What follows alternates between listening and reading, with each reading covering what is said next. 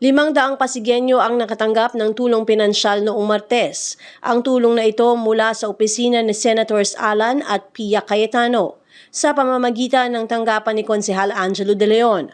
Ang mga benepisyaryo ay mula sa mga ipinasang listahan at kabilang sa mga higit na nangangailangan ng medical at financial assistance at mga pamilyang naapektuhan ng nagdaang bagyo.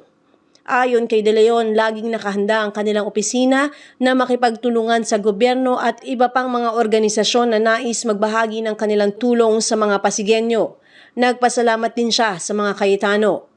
Alam niyo, mag-relax lang kayo kasi ang lakas ng ulan sa labas.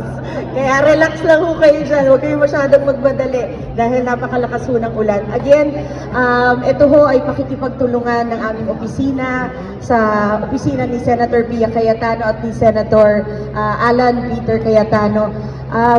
Maraming salamat Sir Mike, Sir Kotkot. Maraming salamat of course kay Mona, kay Sir Jojo, sa lahat ng namumuno ng Tanghalang Pasigueño sa pagpapahiram sa atin ito. Kaya ito, komportable tayo. Kaya huwag tayo magmadali, relax lang tayo. Okay po ba kayo? Kamusta po kayo? Hindi man maganda yung tanong ko, sino dito yung mga nabaha? What? Hindi. Pero okay na po kayo ngayon. Kayo rin naman po ay nakakuha ng ayuda mula sa lokal na pamahalaan.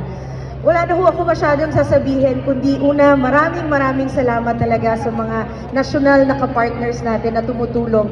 Alam niyo, masarap talagang ang pakiramdam kapag pinagkakatiwalaan ka. Tama po ba yon?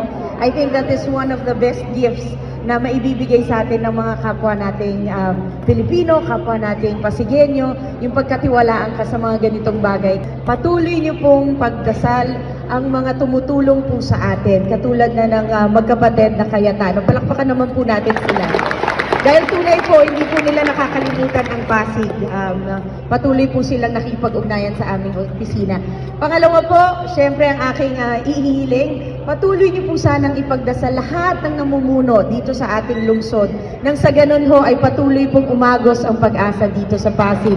Nandiyan na po ang ating Mayor Vico Soto, Vice Mayor Dodo Jaworski, at of course ang ating Congressman Roman Romulo. At kami ho lahat sa 11th Council.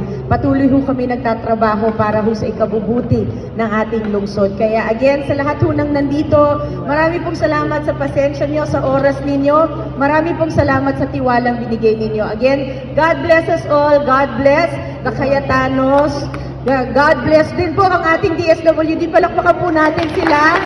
Nabatid na lubos ang kasiyahan ng mga benepisyaryo sa kanilang natanggap na tulong mula sa mga senador.